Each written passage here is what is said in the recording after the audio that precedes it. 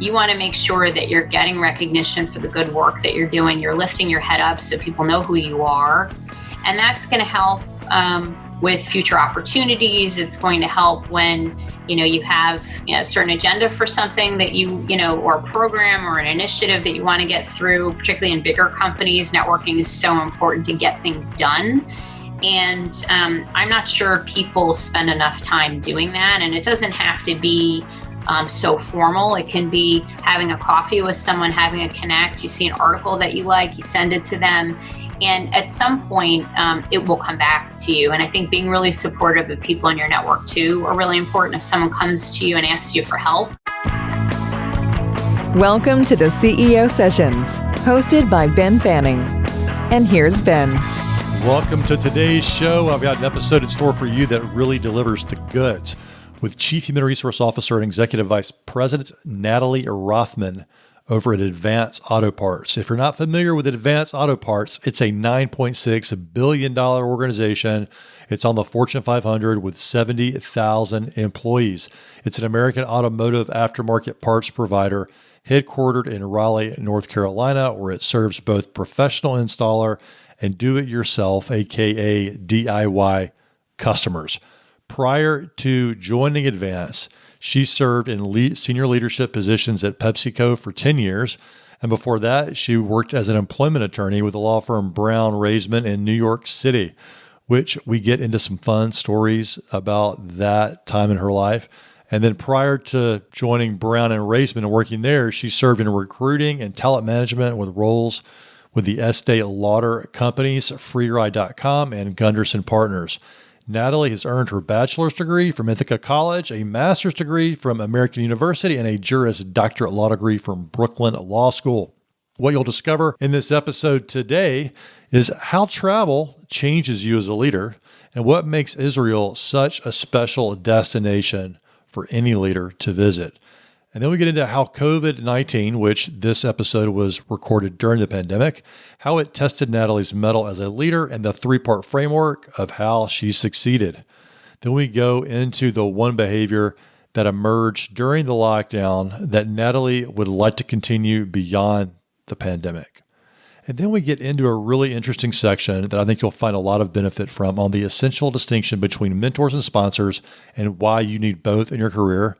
Then Natalie's recommendations for employees from underrepresented groups who are on a mission to get to the C-suite.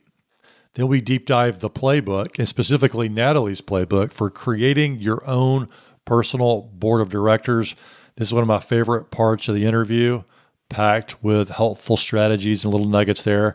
Then we get into the surprising trait that Natalie would instill in every employee that actually boosts productivity and employee loyalty. You're not going to see this one coming. Then the first step you should take when you have an idea to share with the C-suite. Then we get into why the cost of turnover is so catastrophic, a story about when Natalie made a mistake early on in her career and how it actually led to more success down the road. And then we get into Natalie's 3 book recommendations and how many hours she actually reads per week. Dive in and enjoy the episode. Hey, Natalie, welcome to the show. Thanks, Ben. Thanks for having me. Nice to meet you. Yes. Thanks for being on here. Really excited about this interview. We've been going back and forth with your busy schedule and getting it all worked out. And this is going to be a lot of fun today. So let's start out. I really want to hear, where did you grow up? And did you ever think that you would end up in the C-suite? Yeah, I was a little bit of a vagabond growing up. My dad was in the military and we moved all over. So my dad was in the 82nd Airborne. So we were in Fort Hood for a little bit. Yeah. We were in Fort Bragg in North Carolina. Mm-hmm. So I've actually lived in North Carolina before. Never thought I would move back. And lived up in New York, and then spent most of my life growing up in Connecticut. So I consider myself from the Northeast, but I was born in Chicago and have lived kind of all these different parts of the country because I was with my dad during Vietnam. So we moved around quite a bit for 2 years during the war. And so how did living in all those different places at a young age, how did that inform your leadership style? I mean, I'm sure it had a big impact on how you see the world. I wish I could say that it did. I mean, I was a baby at the time. So this is age Okay. 2 to 4. So there's not a whole Really lot young I then. remember. Okay. I do remember being at Fort Bragg a little bit. Apparently my parents gave me to the general, and there's a 50-foot jump there. And he said, can I take her on the jump? And they said, go ahead. And I jumped with him, and apparently I didn't cry. So that was, I guess, a career or a character building experience at the Wow. time, and didn't even know it. At But the age of 4, yeah, at the age of 4, you made they your first let him 50-foot take jump. me. Yeah, which is kind of funny. I think, Wow. later on in life, I've traveled a bit. I think, it's made me open to different points of view, different cultures. I mean, one of our cultural beliefs is champion inclusion, and that's about respecting people that are different from you, that have different ideas, different backgrounds. And I think the traveling that I've done later on in life and lived in different places, I think has helped me be a more inclusive leader. And, it's something that's really important, obviously, in the world right now. Everyone's talking about that. And it's been a priority for our company, since I've been there since 2016 and even before that. I hear that a lot from senior leaders, in that travel changes you. You can't go to a different place and not have some sort of, at least for most people, I think, who are open to have that imprinted on you as a leader. Is there any specific experience during your travel that really left you changed in some way that pops up for you? I think going to Israel was really significant for me. It's such a place, it's such a holy place for so many different cultures, different religions. And I think what really struck me is that, if you're, believe in Christianity, there are all of these things to do with Christ there. I'm Jewish. If there's things with there's so many things with Judaism there. There's so many things for people that are Muslim. And it's just an interesting country, because you see all of these things together. And then you also see all these groups not necessarily getting along in that part of the world. So it's interesting that historically that you have all these artifacts that are sitting near each other, yet there's all this conflict. And again, I think that just makes you appreciate different point of views, different cultures, celebrating the differences of that. I think that's probably, and I've traveled a lot, but I think Israel was the one place where I said, wow, there's so much history. This is so rich with culture. And it is just so interesting in terms of all the different points of view there, depending on where you go in the country. It just feels really different. I've never been to Israel, but I've read a lot about it, and I've heard a lot of stories. And I've heard the same thing, where you can be in the in a holy location of multiple faiths, all within a few steps of each other. That's right. And it really brings the whole world together in some way. It really does. Yeah. Wow, fantastic! And I love how you brought that back and how that informed your leadership style. When did you begin to believe that, hey, I think I'd like to be in the C-suite one day? Was there a certain moment that popped up for you? It was probably later in my career. If you ask my parents, I always had a hard work ethic. My dad's a doctor. My mom was a lab tech, putting my dad through medical school. My grandmother was one of the first women to graduate Hunter College with a master's degree in biology before many women were getting advanced degrees. So my family always, really believed in education, believed in hard work. And I always knew I wanted to have a career.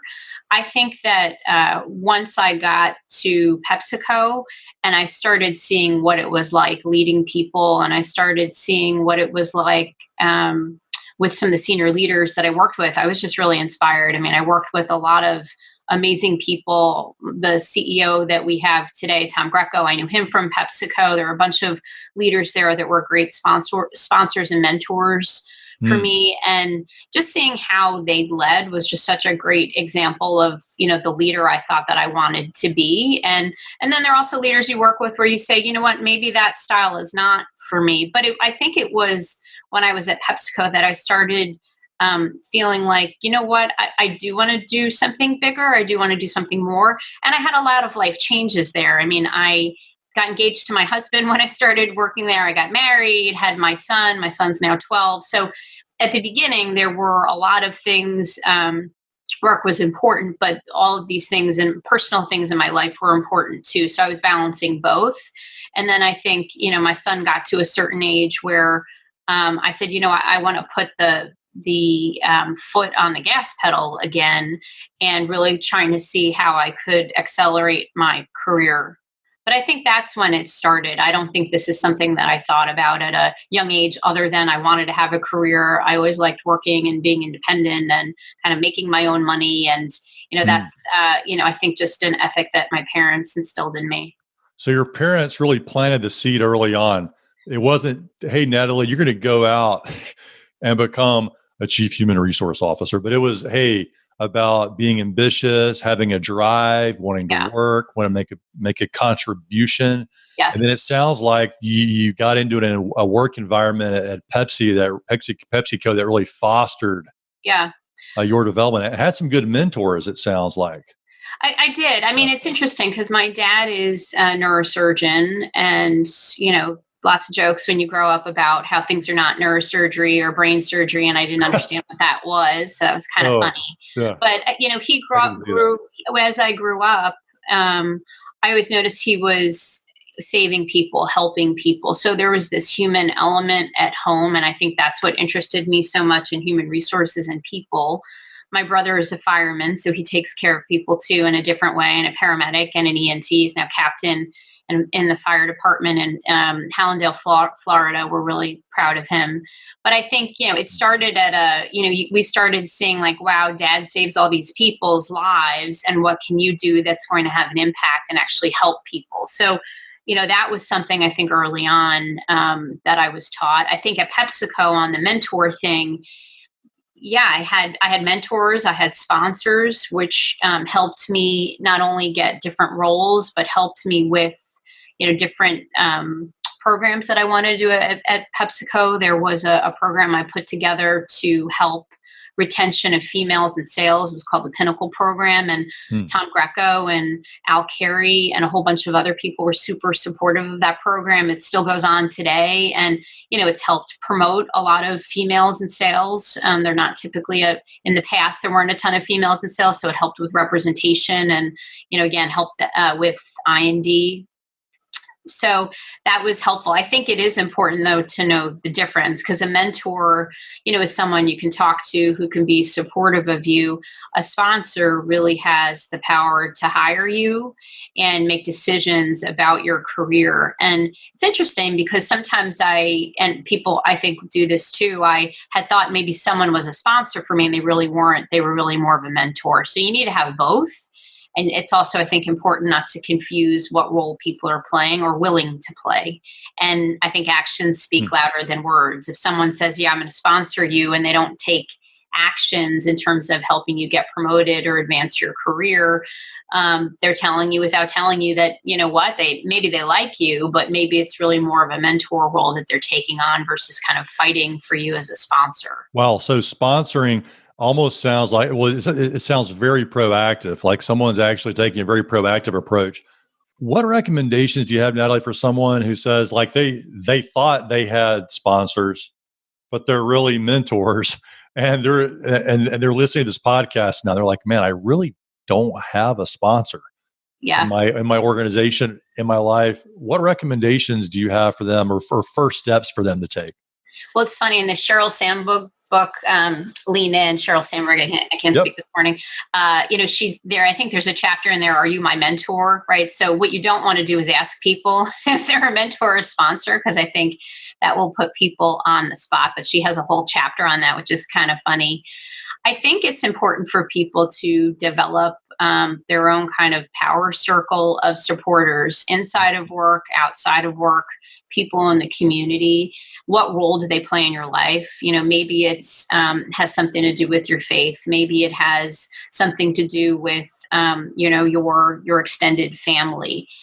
There should be some components in there of people that you either work with currently or maybe worked with in the past. And then you obviously have a friend network, but it's essentially your own board of directors. So who sits on your board of directors? I like that. Your own right? personal board of directors. Right. And then what role do they play in your life? And I think if you think about the actions that people have taken over the last few years on your behalf, I think you answer that question, Ben, because there'll be some people that have proactively maybe introduced you to people, recommended you for a job.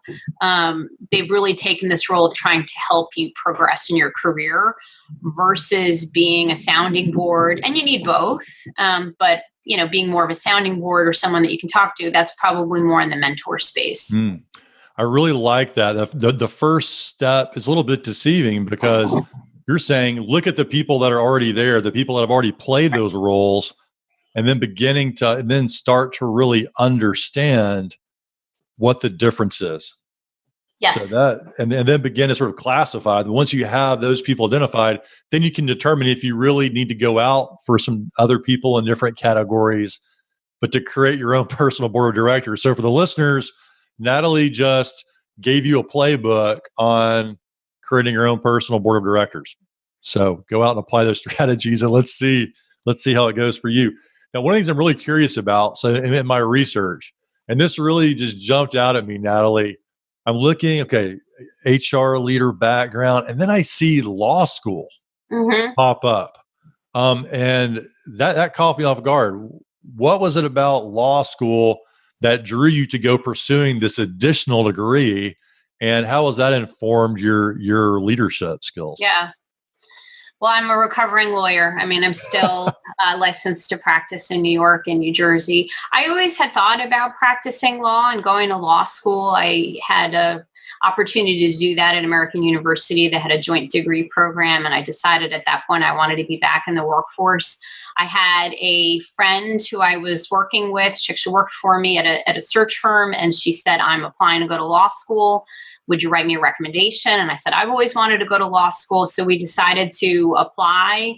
And then I went at night when I was working. I think it's probably one of the best decisions I've ever made. I mean, I think it really gives you critical thinking skills, problem solving skills. And then, in the field of human resources and almost any other field, there are always legal things that come up, and it kind of teaches you what questions to ask. So I was an employment lawyer where there's a direct correlation to human resources. So it's been super helpful in my career since then. What I found, though, was that when you are a lawyer and you work in litigation, you're often in an office kind of locked away, not around people. And I am a people person. I get my energy around people. I'm an extrovert. So yes. That was hard for me to be locked away researching or writing briefs or looking at documents. And I, 3.5 years into it, I said, is this something I want to do for the rest of my life? Do I aspire to be a partner? And I said, probably not. So I started reaching out to my network, and someone that a former boss of mine had worked at PepsiCo, and PepsiCo had been a client of the search firm that I had worked at. And there happened to be a job opening, and ended up going there. But I think, yeah. So that's an interesting point. So there's a lot of little things in there that are pretty interesting. But one of the ones that jumps out at me is the fact that you'd invested your nights for 3.5 years in a law degree, and you're 3.5 years in, you start thinking, I don't really want to be a sort of a classical lawyer. I want to, like, you had the courage to start exploring other things. Was that a challenging realization you had in the moment, or how did you deal with that?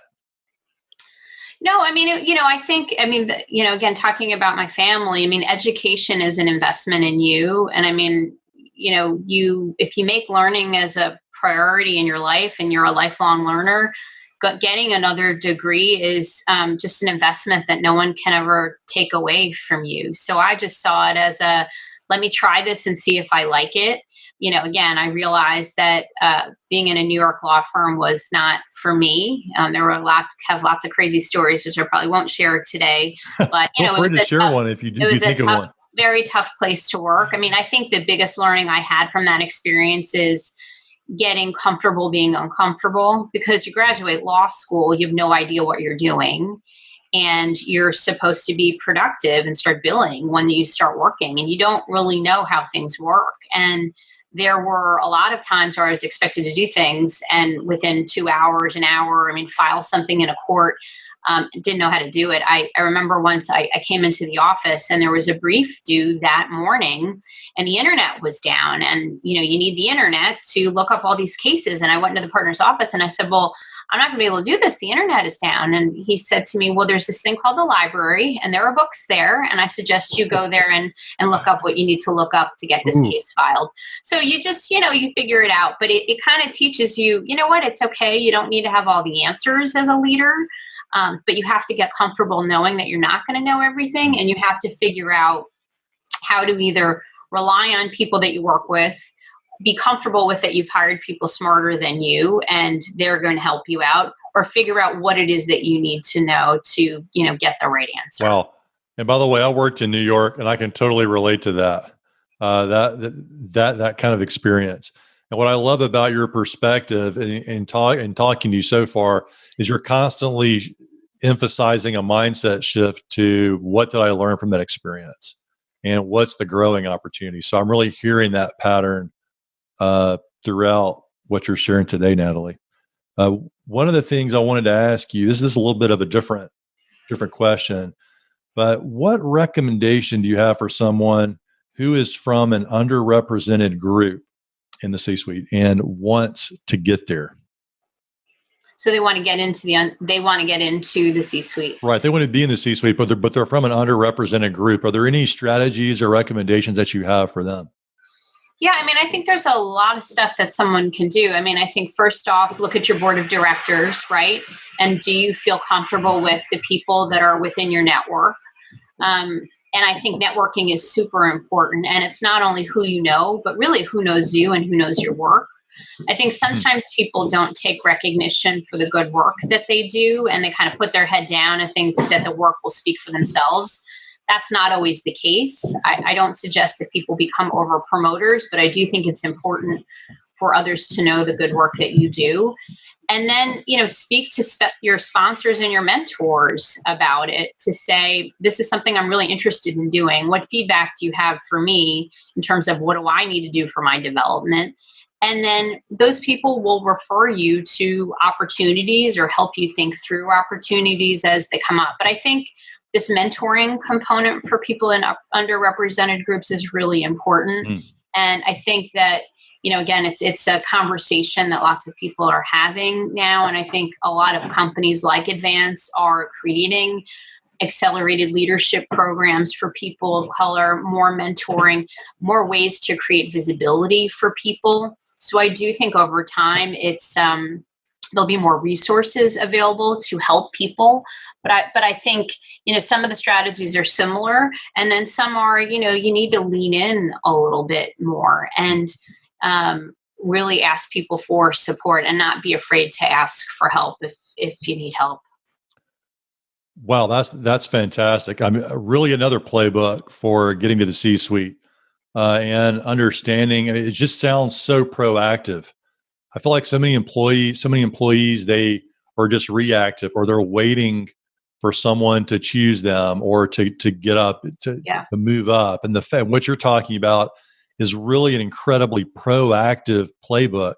It requires a sense of personal clarity on what you want to do, and then having the courage, like you're saying, to lean in and to go articulate it to the people around you of influence.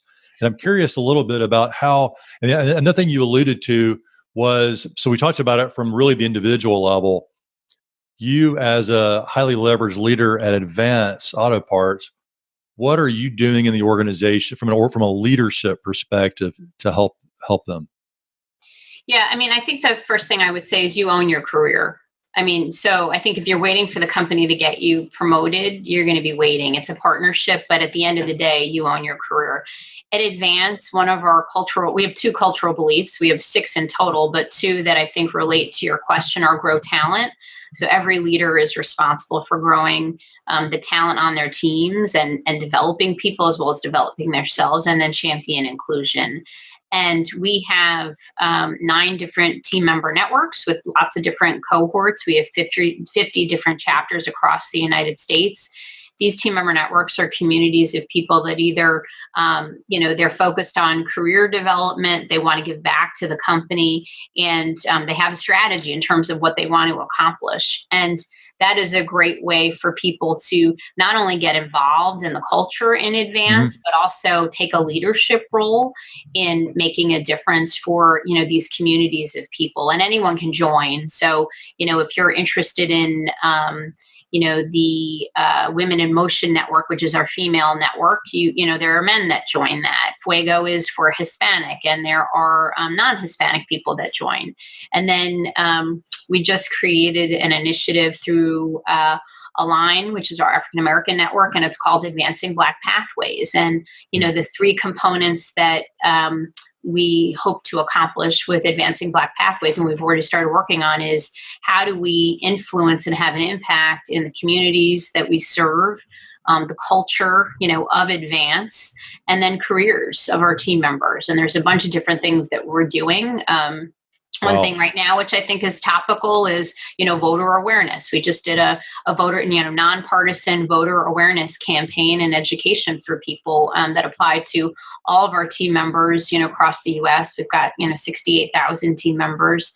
And that's something that I think is community focused. So there's a lot of stuff that we're doing. And I think, people have the opportunity to participate, as much as they see fit. And we get great feedback on this too, that people really like being part of a culture that cares so much about this. It makes so much sense. And I'm trying to let this sink in for me right now, because when I think of the automotive industry and I think of Advanced Auto Parts and just auto parts in general, I think NASCAR. I think, sort of like just very, male, like auto body mechanics, and sort of an older school culture. And what you're describing is diverse inclusivity, very proactive, reaching out. I mean, it's really impressive across, and you're doing this across, I believe, 70,000 employees, right? Mm-hmm. So this is not a small town operation we're talking about. That's really, pretty cool. Pretty interesting to see that. And you've been with them for, I believe, a couple years, 3 years, 4 years now? Over 4 years. Yeah, I joined in 2016. And your PepsiCo days, you were there for a long time, right? And I suspect you were probably a point there at Pepsi where you're like, hey, I could see my whole career here potentially. And then you made that jump to not a like industry. I mean, you went from, food and beverage to the automobile industry. What was that leap like? Yeah, I was ready at that point in my career to do something bigger. Tom Greco was leaving PepsiCo, and again, a sponsor and a mentor of mine. He was joining Advance. He asked me to go with him to build out an HR capability. And, Tom's a fantastic leader, and I had a lot of confidence in him and was excited to work with him. I think the other thing that really attracted me to Advance was, the people. I mean, Advance has tremendous people. I don't know if you've shopped in any of our stores, but and I did this when I was interviewing. I actually went into a couple stores, and my husband sort of helped me. What do you ask for? Because at that time I wasn't much of a car person, but I asked for a certain type of wiper blade. I asked for something a little bit more technical just to see what the response was. And I was greeted, and people really take pride in solving problems in our stores, because people are coming in because there's a problem most times, right? That's where I usually go. Yeah, your wipers don't work, your battery doesn't work, your engine light is on. You need help. Now, a lot of times people will come in because they have fun projects that they're working on. It's more do-it-yourself stuff, or, you want to go to the car wash, you need wash and wax. But I was just really impressed with the passion that the employees displayed and the pride that they displayed in solving, a problem that they perceived that I had. And there's this sense of urgency, because if I really needed that wiper and it was raining out and they didn't have it, I'm going to go somewhere else to fix it. I've got to drive home in the rain. I can't drive home without it. So those were the things I think that attracted me to the company, as well as the large frontline workforce, a company rich in history. I mean, the company is almost 90 years old, which is really cool. So there are a lot of really interesting things about it. But as a people person and working in HR, it was really the people component that drew me there. I love it. And the first thing you said too, that really leapt out to me was that you had a great boss at PepsiCo with Tom. And when he made that leap, it might have been a lot tougher for them to attract you into that organization if you already didn't have a leader there that you knew and you believed in. Yep. And so, right. Yeah, that's interesting when you think about, the listeners thinking about their career and great leaders that they identified throughout their career path, and then maintaining those connections even when they depart the organization, because it can open up opportunities potentially down the road. Now, I need to ask a question right now about COVID, because we're recording this during the pandemic. It may be listened to years later. How has this tested your mettle as a leader? Yeah, it's been, it's interesting because I've worked through crises before. I mean, I was working during 9/11. I was in Manhattan. I fortunately did not work down near the old World Trade Center, but, it was still a very traumatic experience. I've been through hurricanes, natural disasters, the civil unrest that's been happening in our country, where you just worry about the health and safety of all of your team members. And it's super trying. I would say this has been different because there's really been no end date. I think with all these other events that kind of happen, and that there's going to be a moment in time where it ends. And this has felt more like a marathon. And I think, our team members really look to us, to all the leaders, to be calm under pressure and to communicate a plan. And we very early on communicated that our focus was people over profits. We want to make sure everyone is safe. And those were the big priorities that we had as a company. And we are an essential business. I mean, we remained open, during the pandemic, really in all of the states. I think Puerto Rico, we were closed for a little bit of time and then opened up. So our priority was, how do we make sure that people feel safe coming to work? How do we keep the stores clean? How do we get PPE in the stores, even though it's being diverted, and rightfully so, is being diverted to first responders? But we needed to make sure that we had the plexiglass up and we were getting the masks out. And I think we were one of the first companies that did a lot of these things before even the CDC recommended it. And there are a lot of great companies that did things for their team members. But we also increased the team member assistance fund for people that had financial hardships. We had emergency pay. I mean, there were just a lot of things that we did to make sure that people felt supported and comfortable. But as a leader, I mean, people really look to you to see, is this person remaining calm? Like, what do they think? Are they freaking out? And I really made sure that I communicated frequently with my team. We had calls once a week. We were on the phone pretty much every day with a certain core group of people to make sure that people in our distribution centers and our stores felt safe and were safe coming to work. And then we sort of figured out through this steering committee of, it was kind of cross-functional safety, human resources, communications. Okay, so what's the process if you have a case in a store or you have a case in the DC, and what do you do? And we started developing you've talked about playbook a couple of times. We developed a playbook of, this is how, we're going to do it. And I think the whole leadership team really bonded together on working on, okay, this is how we're going to communicate on what's going on with the business. This is how we're communicating on how we're keeping people safe. And we've had a lower case rate than the national average, which has been great. And, when people come and work in the stores, I mean, because we're following all the safety precautions, we're keeping people safe. So I definitely think it tested me as a leader. I think it tested the whole leadership team, but I think this has brought us closer together as a company. I mean, the feedback and communications we get from our team members is incredible. I mean, I think people really feel well cared for. And, that's what you want. You want people during a pandemic to feel safe and feel like the company cares. And I think we've done that. Yeah, I heard three words that leapt out at me: calm, stay calm, have a plan, and communicate. Yes. And it sounds like that those three pillars have really added a lot to your success, during this pandemic. On a little bit of a different note here, what's one trait that you wish you could instill in every employee? That's a hard one. There's probably a couple things. I think empathy is really important as a leader. I really do. Okay. And I think, a lot of people are empathetic, but I think I'm saying this because of the COVID discussion we just had. I think taking the time to find out a little bit more about people and find out how they're doing, it goes such a long way. I think it increases engagement, it increases productivity. I think it builds loyalty with your team members. So I think if everyone could have a look, and I think that's been happening now actually with COVID. I think when you start a call or have a conversation with someone, the first words out of people's mouths are, "How are you doing? Is everyone healthy?"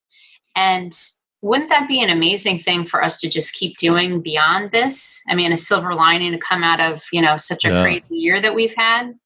Yes. And I love the fact that you tied empathy back to productivity and loyalty, which makes so much sense to me. If you're more empathetic and you're caring about your team, they're going to be more collaborative. It's going to increase their productivity.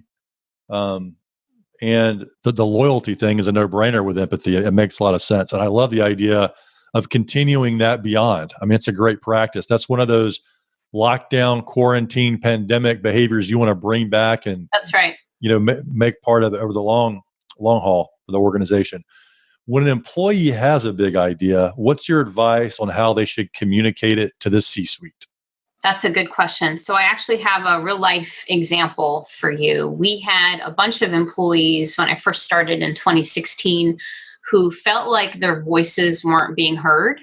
And they came to the head of inclusion and diversity, Heather Lawley, and they came to me and they said, "We have all these great ideas on how to make the company better. We're just not sure that we have a voice and we're afraid to speak up. We're not sure that people will listen." And we spoke to them about what they were thinking. And it actually turned into this unbelievable idea. We got them in front of the CEO and the CFO at the time. And we said, "These guys have this unbelievable idea for us to do our own Shark Tank at Advanced Auto Parts." So we call it Innovation Garage. And we crowdsource ideas based on a certain topic. So it could be something like, the HR one we just did last year was, how do you, what are your recommendations to decrease turnover? And we people came up with all these unbelievable suggestions for that. So we do one on, marketing, safety, but we've now created this contest where people can actually win stock in the company. And this all came from a group of people that said, "Hey, we want to speak up. We're not sure how." So I think I share this story because I think it's important to have people at work that you can trust and talk to, and they can guide you. I think that if you're not sure if someone in the C-suite is open to it, go to a manager, go to, an HR person, but find a trusted colleague and figure out the right way to do it. Because if it is a good idea, most companies won't care where it came from. They'll just want to help you bring it to life. Wow, I love that. Find a trusted colleague, everybody. That's a great starting point. And I think Natalie's saying if you don't have that kind of rapport with your manager, there might be somebody cross-functionally, but someone to get that idea out there. Don't just hold on to it yourself. You really piqued my interest on the Shark Tank idea. And when you mentioned ideas for HR to decrease turnover, that's an area that I spend a lot of time in, helping organizations reduce the catastrophic cost of turnover. And I love the idea of bringing employees in and having them use their ideas. I mean, were there any specific ideas or cost savings things that came out of that you want to share? The winning idea for Innovation Garage for that we called it the HR Challenge, was to leverage our recognition program, which we call Spark. It's an online program where you can give points to other team members, and it's a recognition platform too. But the idea was to push it down lower in the organization and to give it to general managers in the stores. Because we sort of stopped it at the district level, and we went down, because of this person who won the challenge, we went down to the store level. And I think that it has a positive impact. I mean, it's a recognition platform we use for birthdays, for service anniversaries. We reward people for displaying a cultural belief that we have, and they can actually print out the certificates in the stores, which is really neat. Oh, fantastic. Yeah. So it's been a really helpful program. And turnover is something we've been tackling over the past couple of years since I've been here. I mean, our turnover when I first got here with our core jobs and our hourly team members was really, really high. We've been working hard to get it down because you're right, the cost of turnover is catastrophic. I mean, in our business, particularly on the professional side, people take customers with them. So it's really a lost sales. It's not just a training component because you lose someone who's good. So we've spent a lot of time on onboarding, training, leadership development. And, we've seen lower turnover. We've seen improved organizational health. And those are all signs that, you have a healthy, growing culture. So we definitely talk about turnover a lot. Yeah. How important is it to track the cost of turnover? I think it's important. I mean, I think, depending on the company, you have to decide if there are direct metrics that correlate. Like, so for us, we actually can see people if they leave and they take a customer with them. I mean, there's this direct correlation. Yes. But we've also looked at, if a general manager, for example, leaves a store, sometimes there is a dip in sales while you're looking for a new general manager to run the store. So I do think the cost of it is important, but I also think it impacts general engagement too, and it impacts your culture. So if people see other people leaving, I mean, that hurts morale. So I think that there are the, there are the hard costs, and then there are the soft costs of it as well. Mm-hmm. Yeah, it makes so much sense. And it sounds like you've really gone through those different components. But that big one of, you can see when they take customers, that's painful. The ones that you've built, that your organization's built up the loyalty and the relationship with, and then they're gone. It's hard to get that back. So it gets expensive. We've spent a lot of time on recognition, and we've actually started a frontline stock program called Fuel the Frontline. So people who make their numbers can actually win stock in the company and be owners in the company, which is really great. I mean, a lot of our hourly team members have never owned stock before, so it's creating wealth for people that maybe they didn't have before. And we're definitely seeing a positive impact on retention and lower turnover because of that too. Wow. I love to hear about that plan. That's great. Thanks for sharing that, Natalie. I've got just a few more questions for you here. Over the years, what's been your biggest source of inspiration?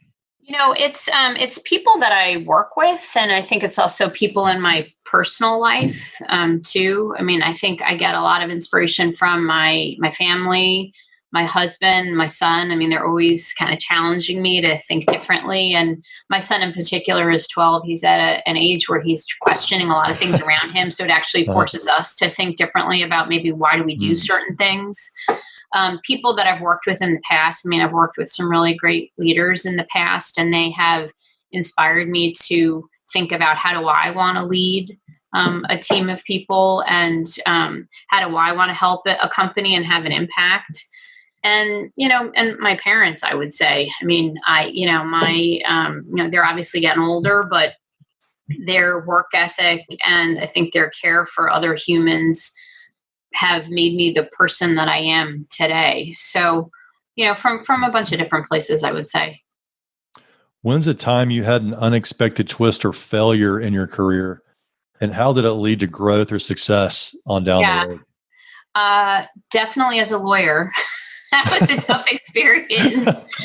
I actually had a case where I was expecting to get something in the mail to respond to, and it never came, and it literally got lost in the mail. And I called. We defended companies, and called the plaintiff at the time and said, "Hey, do you want to work out when we're going to have this hearing?" And he said, "Oh, we already had the case, and you didn't show up, and I won." So as a first-year associate, that's not what you want to hear on the phone. I went to the partner's office and I said, "I don't know how this happened. And I was expecting to get this document in the mail and never received it. And I should have probably proactively followed up versus waiting to get something." And the partner said, "Okay, we're going to fix it." And it really, we actually had to overturn the case and pull up all this crazy case law, and it was a lot of extra work to actually get out of it, but we worked through it. And I think what it taught me was, don't kind of sit around and wait for things to come to you. I mean, I think that I'm a pretty proactive, take action kind of person. And I think if you wait too long for something, there's typically something wrong. I'm not overly paranoid now, but I think I was maybe, a little bit too trusting of the system that things would sort of happen as they're supposed to happen.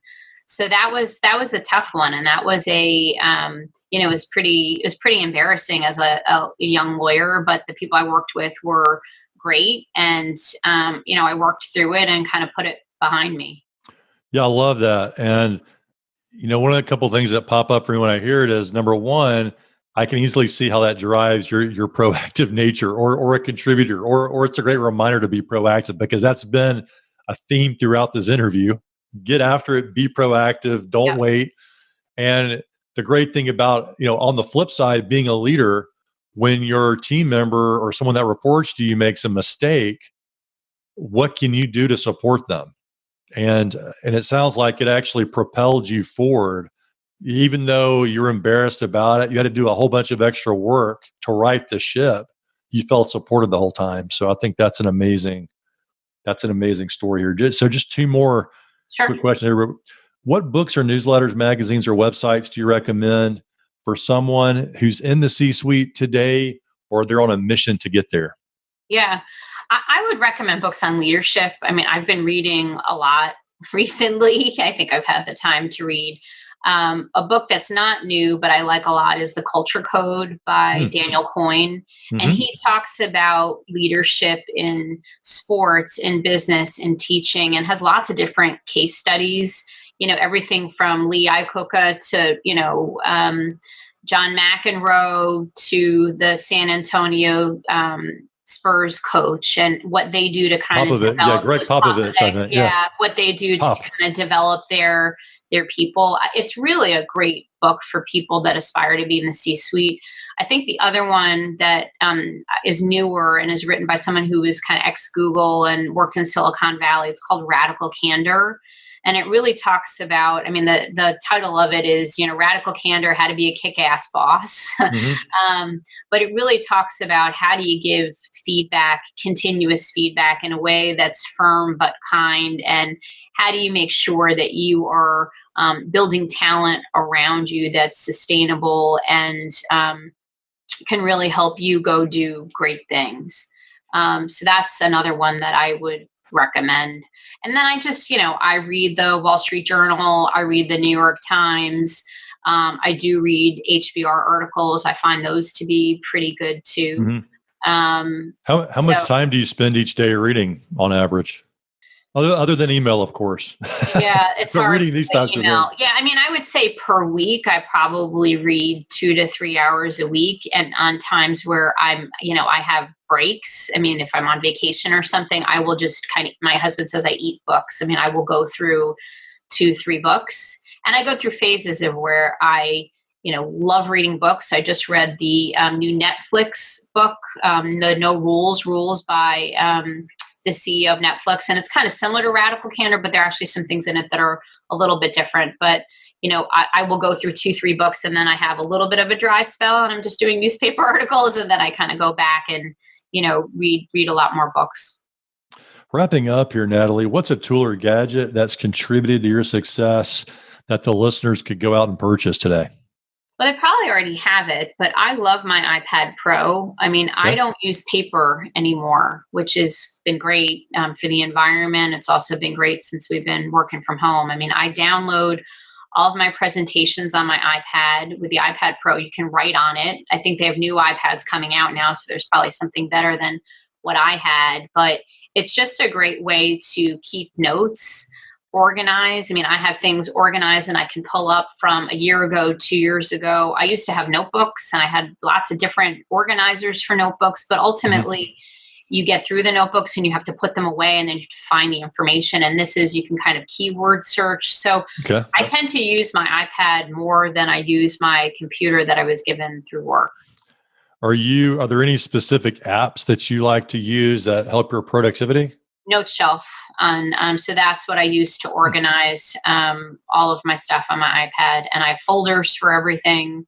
So if I have a board meeting coming up, I usually do it by year, so I can search by year, but I have, all of the different HR functions in there and all of the different business functions in there. And I store, notes, PowerPoint presentations, Excel spreadsheets, all there. And it's just really easy to find. Wow, great. I have not used Note Shelf, so I'll have to take a look at that. Yeah, thanks for that tip. Sure. What did I not ask you today that I should have asked you? That's a good question. I think we talked about a lot of stuff. I think, the only thing you didn't ask was what advice would I give my younger self? Okay. Yeah. So I thought let's hear that. One. Yeah, we can hear that. I said a lot of what I would have answered the question with. I think that, the couple of things that I would leave the listeners with is, as you get more senior, no one's going to set up guardrails for you for your life, for your personal life, for your professional life. And it's really important to figure out what's important to you. People talk about work-life integration because there really isn't work-life balance. So if it's, for me, it's walking my dog in the morning, and I'm very vocal about that. We have a puppy, so I've been walking him every day. It used to be just plain exercise, but, and the family time component is really important, even if I have to log on later at night. But if you have, outside work commitments, go do those, because no one is going to tell you, don't take that call on vacation. Most people will say, hey, can you take the call while you're out next week? And you need to say, no, I'm on vacation. I'm not going to do that. Or I'll find another way to get the work done. Sometimes that has to happen. But I think if you don't set up the guardrails that make sense for you and your family, no one else is going to do it for you. I think the other thing that I haven't talked about yet is just making networking kind of part of your daily life. It's, not only who you know, but as someone just told me recently, it's who knows you. And you want to make sure that you're getting recognition for the good work that you're doing. You're lifting your head up so people know who you are. And that's going to help with future opportunities. It's going to help when, you have a certain agenda for something that or a program or an initiative that you want to get through, particularly in bigger companies. Networking is so important to get things done. And I'm not sure people spend enough time doing that. And it doesn't have to be so formal. It can be having a coffee with someone, having a connect. You see an article that you like, you send it to them. And at some point, it will come back to you. And I think being really supportive of people in your network too are really important. If someone comes to you and asks you for help, help them out, spend the time, figure out what it is that they need. 9 times out of 10, they're going to help you too when you need it. So I think those are all things that when I first started out, no one ever told me that. I sort of figured that out as I got more senior in the roles that I had.